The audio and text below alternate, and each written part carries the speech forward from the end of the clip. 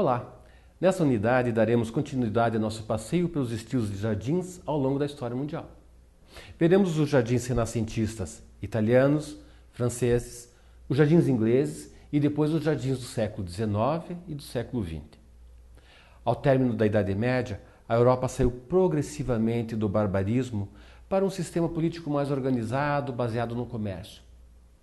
Os aristocratas, que eram os mantenedores do sistema, se voltaram para o luxo e o refinamento, dando grande valor às artes plásticas, à música, à literatura, à ciência e à arquitetura.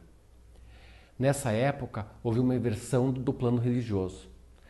Com as descobertas científicas bombásticas, tais como a Terra ser redonda, girar em torno do Sol e não ser o centro do universo, enfraqueceu muito as convicções e dogmas da época.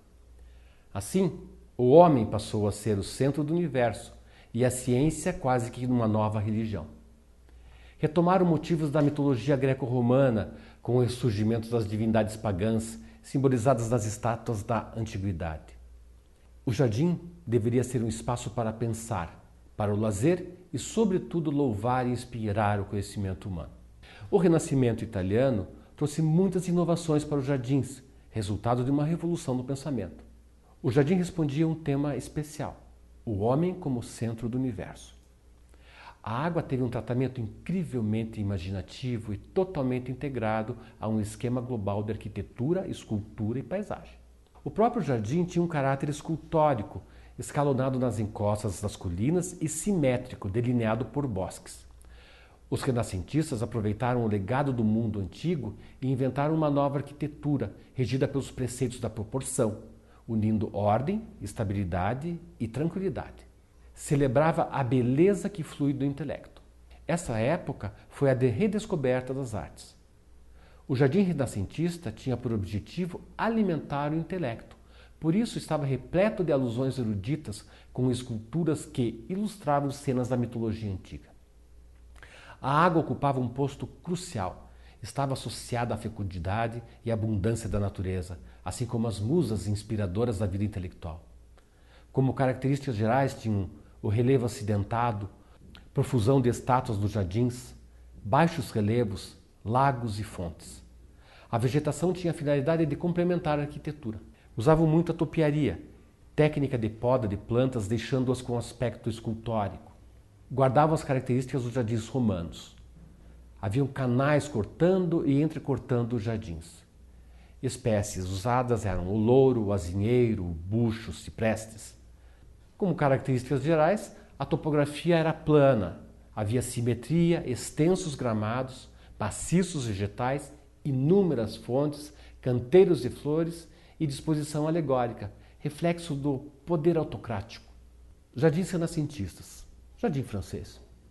Durante a segunda metade do século XVII, a França foi o estado mais poderoso da Europa, controlado por Luís XIV, o Rei Sol, desde 1661 até 1715, apoiado pela submissão da Igreja e da nobreza. As circunstâncias permitiram que o jardim renascentista expressasse com força a exaltação do homem como centro do universo, além do qual não se podia ir. Isso exigiu um domínio preciso e pleno das artes em honra do rei. O século XVI foi um período de transição para a arquitetura e o paisagismo. Havia influência do estilo gótico e também do renascimento italiano, principalmente nos jardins. Havia uma interpretação do barroco, onde os edifícios estavam subordinados a uma organização espacial global, que também incluía os campos ao redor. O maior exemplo de jardim francês foi, sem dúvida, os jardins do Palácio de Versalhes, uma prova de que o rei era o senhor da França e uma expressão da monarquia absoluta. Seu criador foi André Le Nôtre. Jardins ingleses. Eram compostos de vastas paisagens, de panorâmicas magníficas que necessitavam de adornos do tamanho de edifícios. Até o século XVII, a Inglaterra estava atrasada com relação à Europa no desenho de jardins, que na maior parte eram medievais. Com a entrada de um estilo arquitetônico mais imponente, foi necessário mudar-se os jardins. Características gerais: terrenos com topografia natural, forte influência dos povos orientais, China e Índia, onde a Inglaterra tinha domínio na época.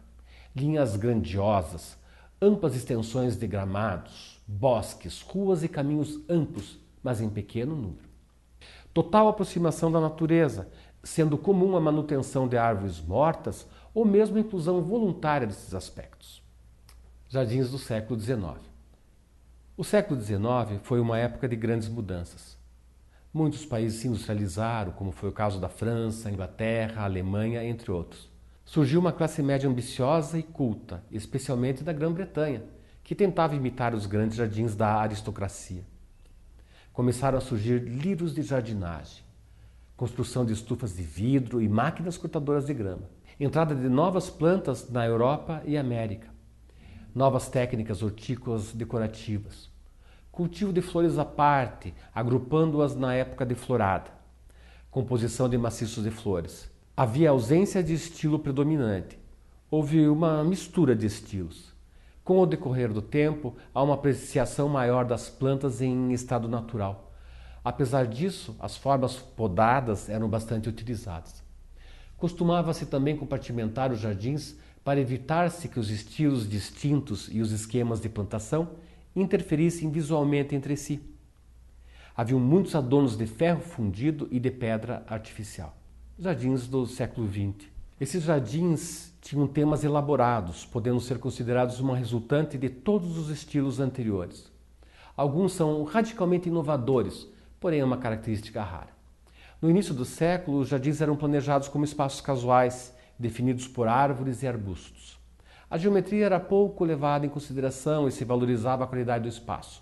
Textura e cor eram complementadas com arbustos floríferos, algumas herbáceas e massas de bulbosas.